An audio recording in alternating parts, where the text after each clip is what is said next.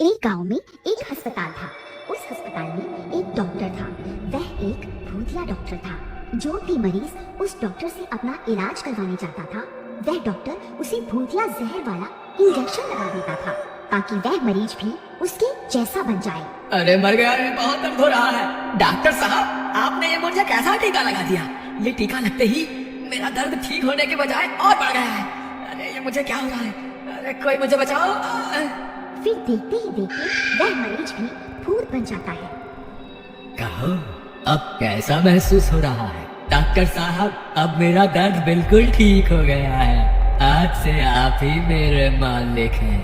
आप जैसा कहेंगे मैं वैसा ही करूँगा। मुझे आदेश दीजिए, मुझे क्या करना है? आज से तुम भी भूतिया बिरादरी में शामिल हो।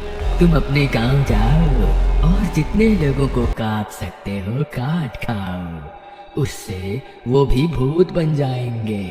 फिर हम सब मिलकर इस पृथ्वी से पूरे इंसानों का खात्मा कर देंगे। ठीक है मालिक, आप जैसा कहेंगे मैं वैसा ही करूँगा। फिर इतना बोलकर वह भूत अपने गांव चला जाता है। इंसानों, मैं तुम्हें नहीं छोड़ूंगा। बस थोड़े दिनों में बहुत सारे लोगों को अपना जैसा बना लूं। फिर हम सब मिलकर पूरी इंसानियत को खत्म कर देंगे। वहीं दूसरे गांव में एक लालची इंसान रहता था। अजी, मुझे लगता है आपको किसी बिजली वाले को बुला लेना चाहिए। आपको कुछ पता तो है नहीं और चल पड़े हैं घर का पंखा ठीक करने। देख के कहिए कहीं करंट न लग जाए आपको। ए मूर्ख, जब देखो टोका टोकी करती रहेगी। तुझे कुछ नहीं पता, मैं सारा बिजली का काम जानता हूँ। तू चुपचाप सीढ़ी पकड़कर खड़ी रह, मैं अभी इसे ठीक कर दूंगा। अजी, जरा संभल कर तार को हाथ लगाना। अगर गलत तार पकड़ ली तो उसी से चिपक जाओगे। फिर मुझे मत बोलना बचाने के लिए, मैं कुछ नहीं करने वाली। तभी कांचा गलती से गलत तार पकड़ लेता है और उसे ऊपर से काट देता है। अरे मर गया रे, कोई मुझे बचाओ। अरे भगवान, मेरी मदद करो। अरे नीचे मत गया हूँ, कुछ करो, नहीं तो ये करंट मुझे कुछ ही पलों में मार डालेगा। अरे मर गया रे, कोई तो मुझे बचाओ। हे भगवान, ये क्या हो गया? अब मैं क्या करूं? तभी पास में एक लाठी पड़ी हुई होती है। वह उसे उठाता है और जोर जोर से कांचा को मारने लगता है। फिर गलती से वह कांचा करंट से छूट जाता है और जमीन पर गिर जाता है।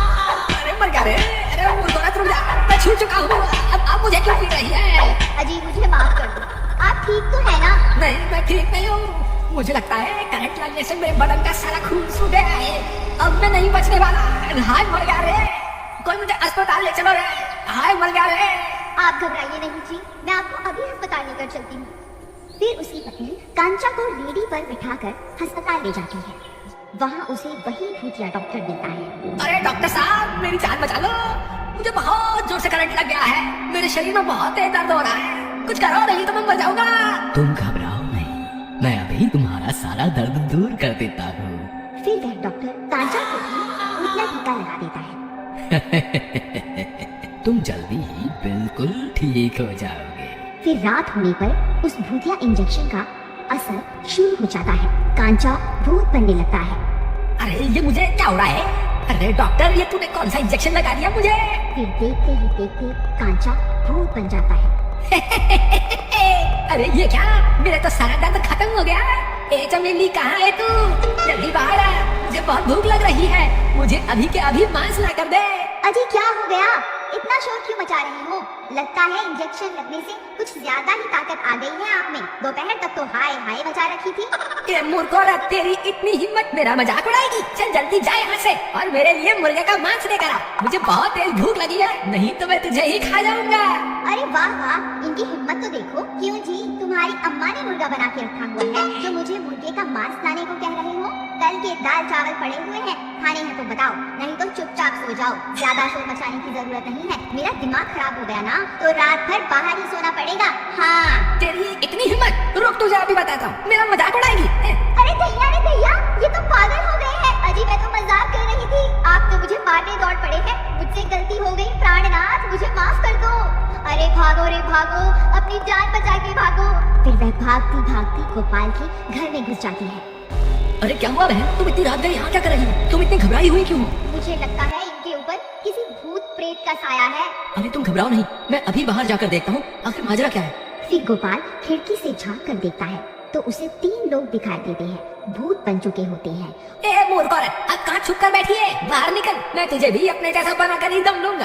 अरे दैया, अब क्या करें? तुम घबराओ नहीं, चलो मेरे साथ, हम पीछे के दरवाजे से निकल जाते हैं। फिर वह दोनों पीछे के रास्ते से जंगल की ओर भाग जाते हैं। तुम घबराओ नहीं, मेरे पास एक रास्ता है। मैं एक महामुनि को जानता हूँ, वो इसी जंगल में रहते हैं। वो हमारी मदद जरूर करेंगे। चलो हम उनके पास चलते हैं। फिर वह दोनों सीधा महामुनि के पास पहुंच जाते हैं और उन्हें पूरी बात समझाते हैं। देखो वत्स, तुम्हारी बातों से तो यही प्रतीत होता है कि उन पर जरूर किसी भूत का साया है। तुम ये पवित्र गंगा जल लेकर जाओ। अगर उनके ऊपर किसी भूत का साया होगा तो वो जरूर इस जल से ठीक हो जाएंगे। फिर गोपाल मुनि से गंगा जल ले लेता है और उनसे आज्ञा लेकर वह दोनों वापस गांव की ओर चल देते हैं। कांचा और वह सारे भूत लोगों का दरवाजा तोड़ने में लगे हुए होते हैं।